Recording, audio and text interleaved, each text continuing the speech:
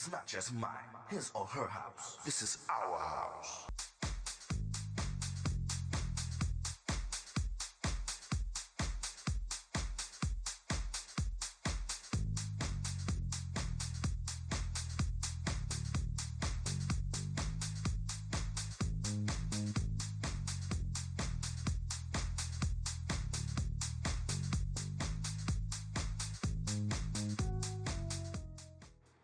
Hello, my name is Tyrone Lowe. I'm your host, and my show is called The Legends. In the House of the Legends, we have somebody that's like incredible, and wait till you see her live performance. In the House of the Legends, I bring to you Queen AaMinah. Welcome to The Legends. Thank you, my brother. Thank you for having me. Thank you. You know, before we really get into you, we want to talk about your look because, I should say I want to talk about your look because you have a very cultural type of standard look. And I just actually want to know what it actually symbolizes. Well, I am one who definitely likes to promote our people and the African diaspora. This is East African. I really try to make sure that I'm presenting my culture when I'm presenting myself. So yeah, that's where most of it comes from. And then, being formal today, Right. being the queen and representing, definitely. And that's pretty cool. You know, I like the look because it's different. I get a lot of artists, and some of them have different looks. So it's very important to see, for you to actually say where you're coming from as far as you as a person. Yes. Not even an artist, but just a person. So now we're going to go into the beginning of how you actually started getting into music. So let's talk about childhood, some influences and things like that.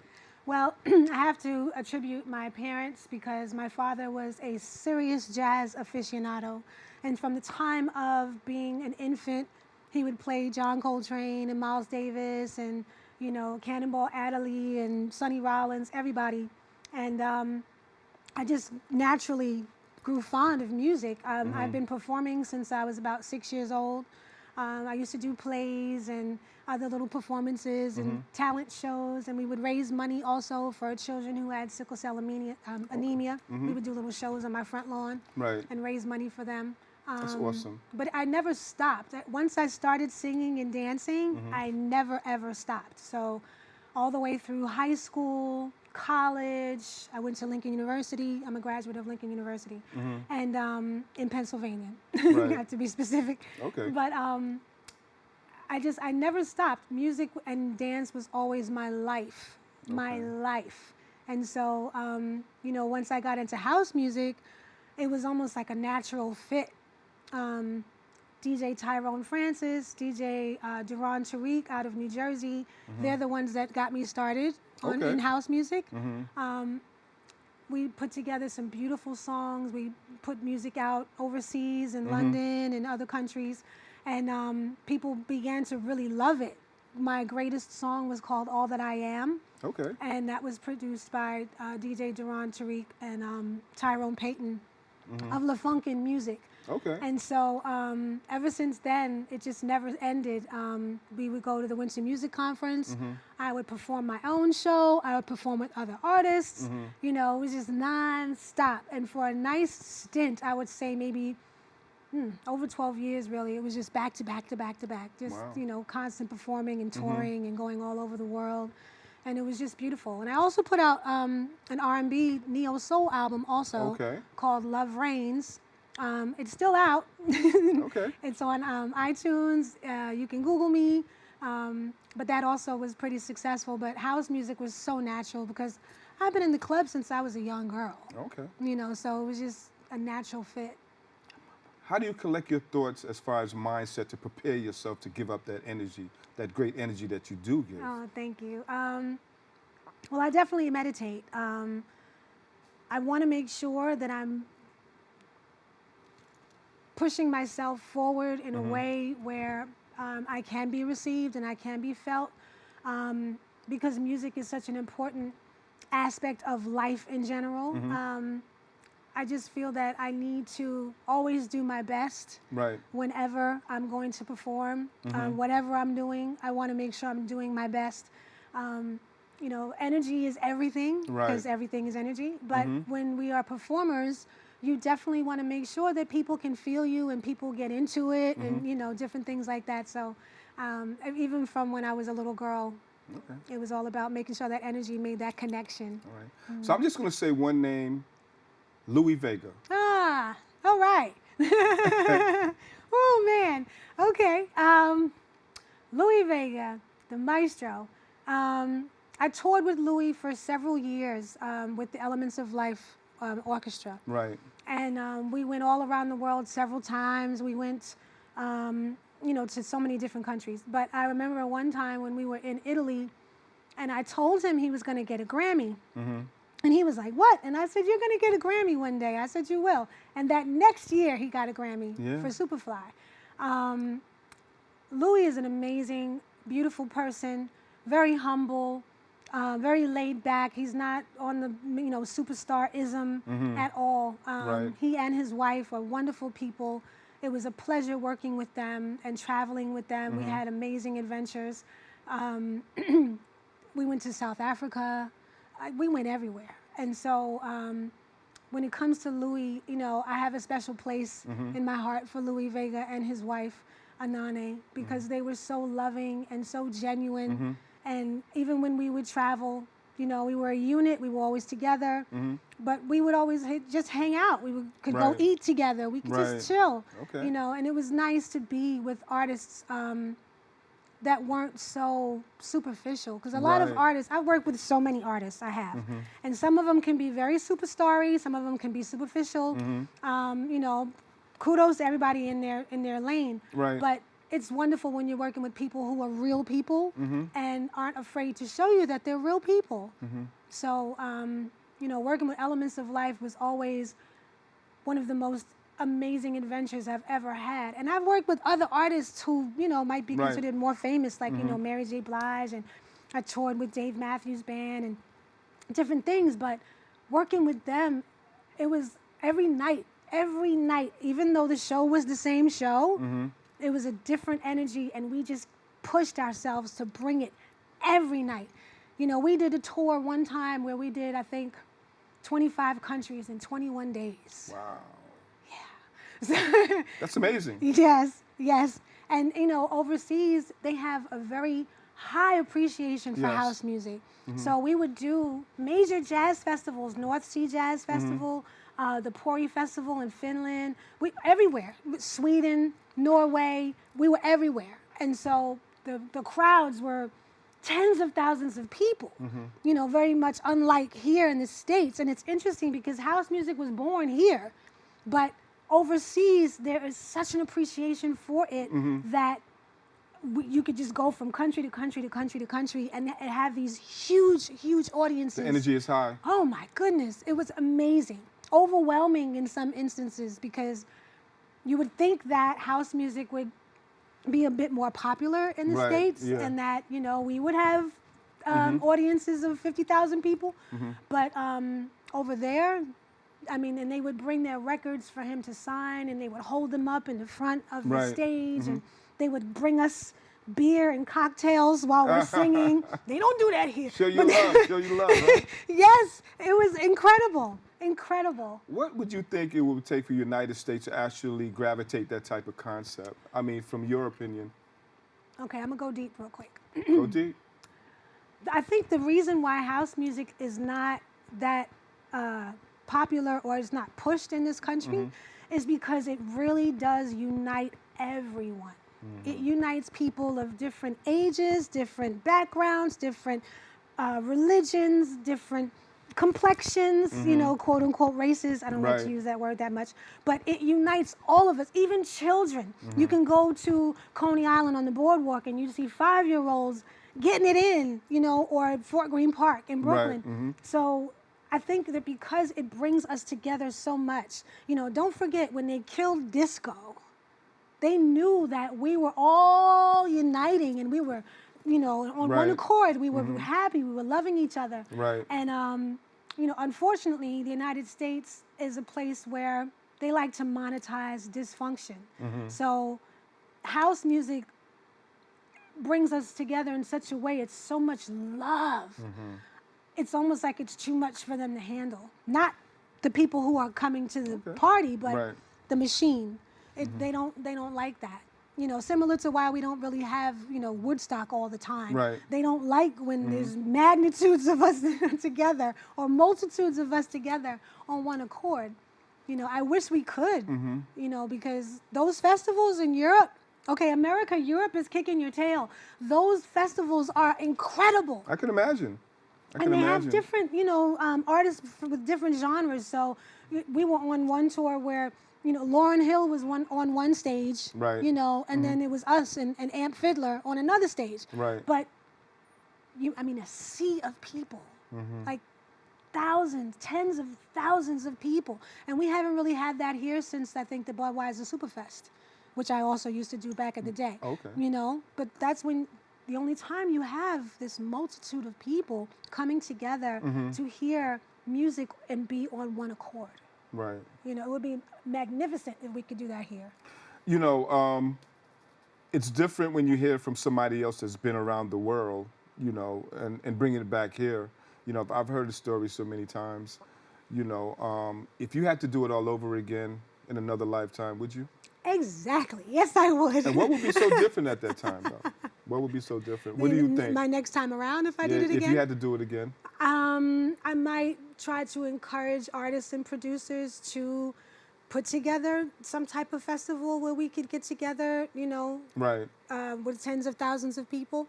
You know, Club Shelter would do Summer Stage, you know, and Summer Stage is fun, right. but I'm talking about tens of thousands of people. Exactly, and not being afraid to have tens of thousands of people in one place at one time, having a wonderful time together. You know what I mean? As an artist, do you write? Yes. Okay. I wrote the song that I just performed. So my thing is, what are you expressing to your listeners about, you know, is it life experiences or something might political or, you know, things that just might want to change the world? It's all smushed together, actually. Oh, okay. Yes. You know, I write love songs also. Okay. You know, songs coming from my heart, but I'm also very politically aware. And I will, like the song that I just wrote about, that I just performed rather, right. Something's Gotta Give. I wrote that in regard to, you know, different political strife and police violence against people of color and things like that. And just talking about like something has to give. We can't keep, you know, moving in this direction this way. Right. So when it comes to writing music, and I write all of my music, I've only not written one song, and that song was written by Barbara Tucker. Okay.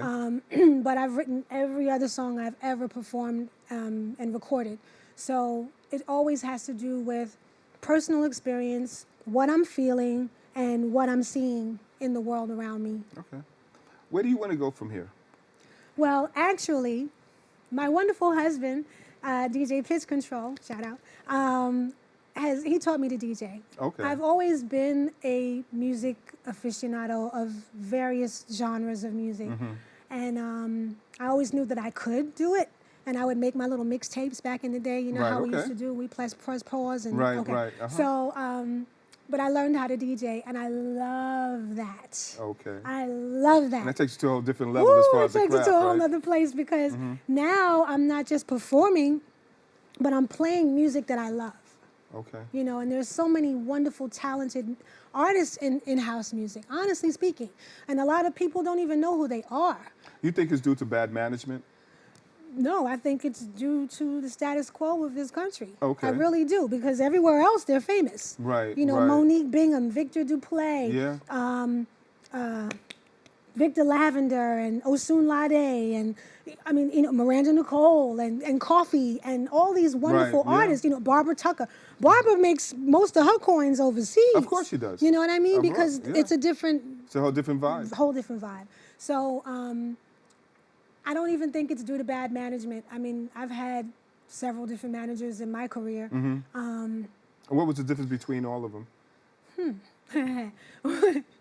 When you're a manager of an artist, you need to make sure that you know the game. You know Okay. exactly what it is. I've been in this industry for so long. I know Right. the game. You Right, know what I mean? right. So I know how I'm supposed to present myself. I know how what I'm supposed to receive. You know, if you book me for a tour, if you book me for an engagement, I know the things that the promoter is supposed to handle.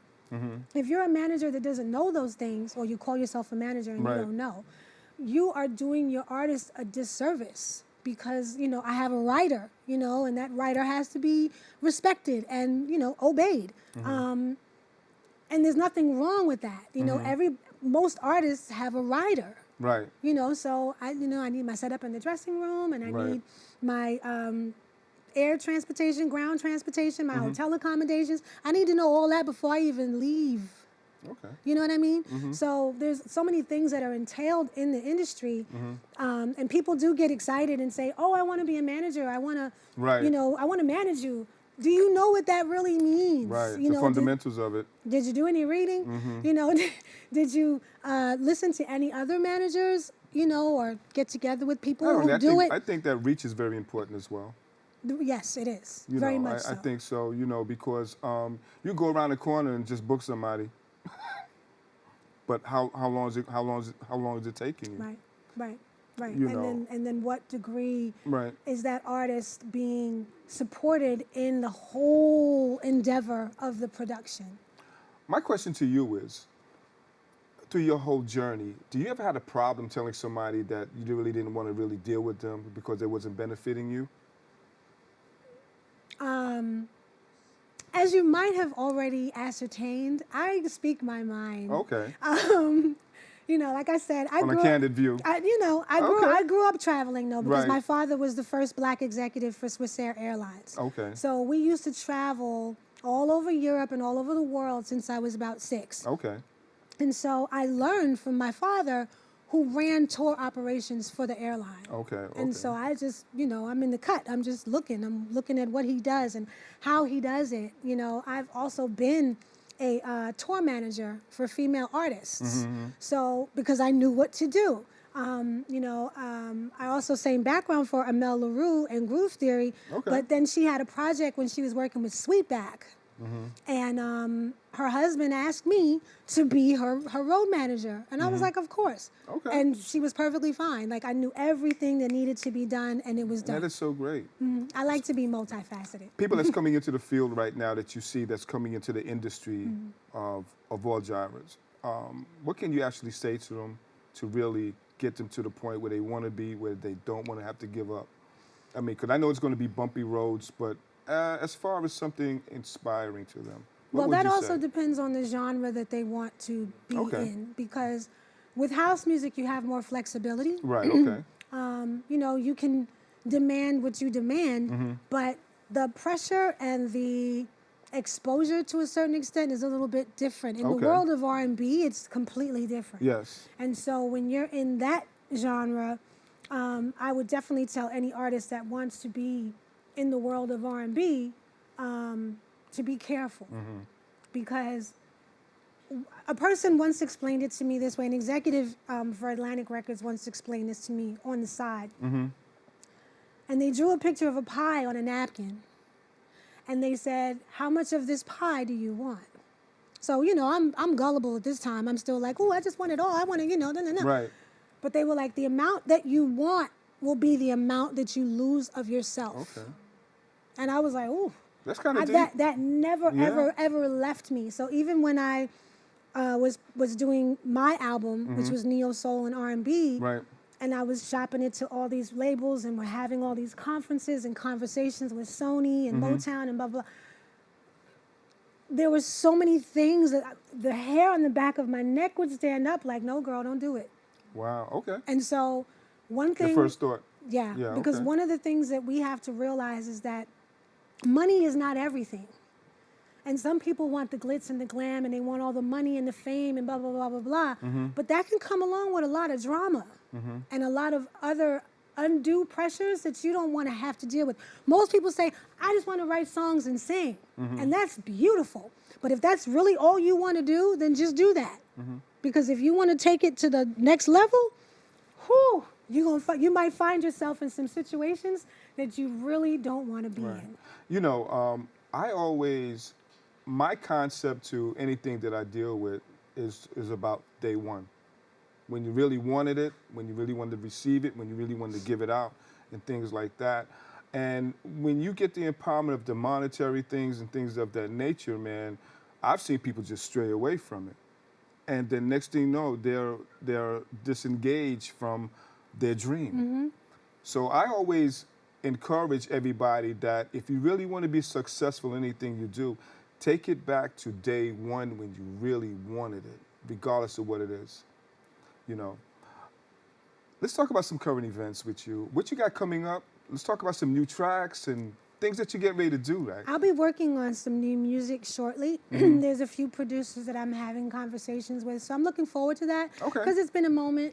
And Phil Hooton, who is out of the UK, we did a song together called New Beginning. Okay. And he wants to do some work with me again. And I also am friends with Jamal Coltrane, John Coltrane's son.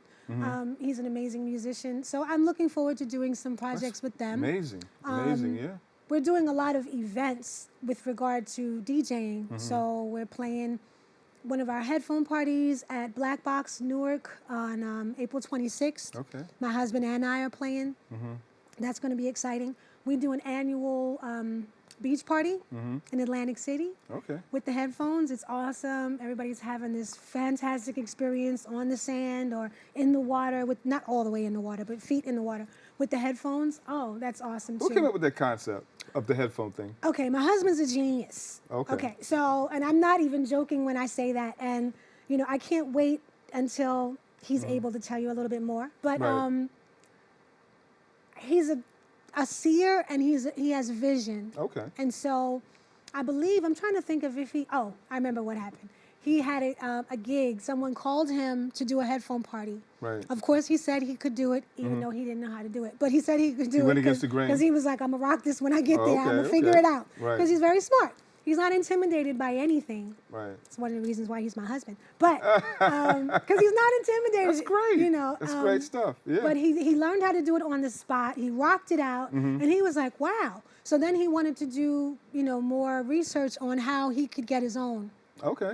And then, you know, he went all over the place, from Jersey to New York, everywhere, to find out, how do I get these headphones? And so he was finally able to order them, you know, and make it happen, because he knew, number one, you know, this is New York, right? New York is overflowing with people in every borough. And so there's always somebody that's going to call the police and say, the music is too loud, they're playing music, it's late, blah, blah, blah. Right. So the headphones come in very, very well when you have a noise ordinance, because you don't have any bass thumping. Right. And so you can't hear it. You know, we did an amazing rooftop party in Brooklyn. Right. That was off the chain. No problems whatsoever, because nobody could hear anything. Okay. You know, one time we did a after party for a huge block party. I believe it was in Rahway. And they said every year the police comes.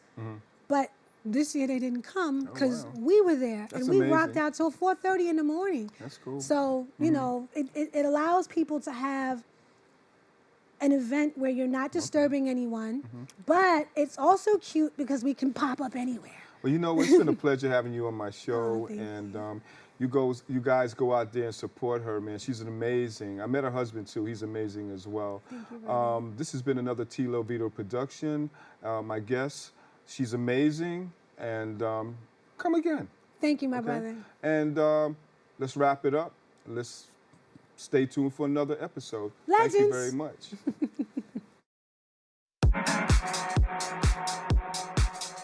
It's not just mine, his or her house. This is our house.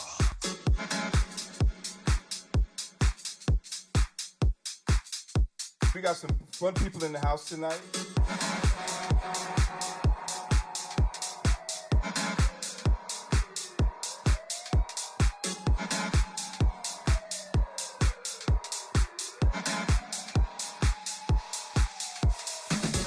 This is our house.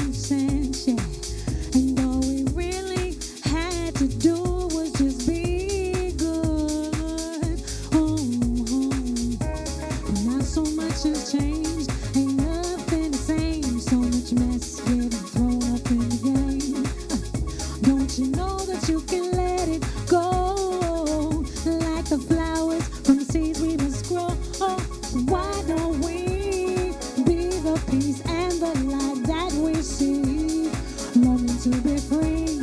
Why don't we be the peace and the light that we see, longing to be free? Why don't we, why don't we, why don't we be the peace and the light that we see? Yeah, yeah, yeah, yeah, yes. And the light, oh, oh, oh, yes. Why can't we see the light of day, but cannot see the forest for the trees? But if you hold on to your faith, the light of love will touch your face. Didn't your intuition tell you something they forgot to mention? That you are love and you are light. That's why your function got all conjunct and nothing's feeling right. It's not just mine, his or her house. This is our house. My assignment, my calling is to inspire, uplift. You have to make sure your people are partying. All I want to do is just bring joy to the dance floor and watch people dance. Tino. It's not just mine, his or her house. This is our house.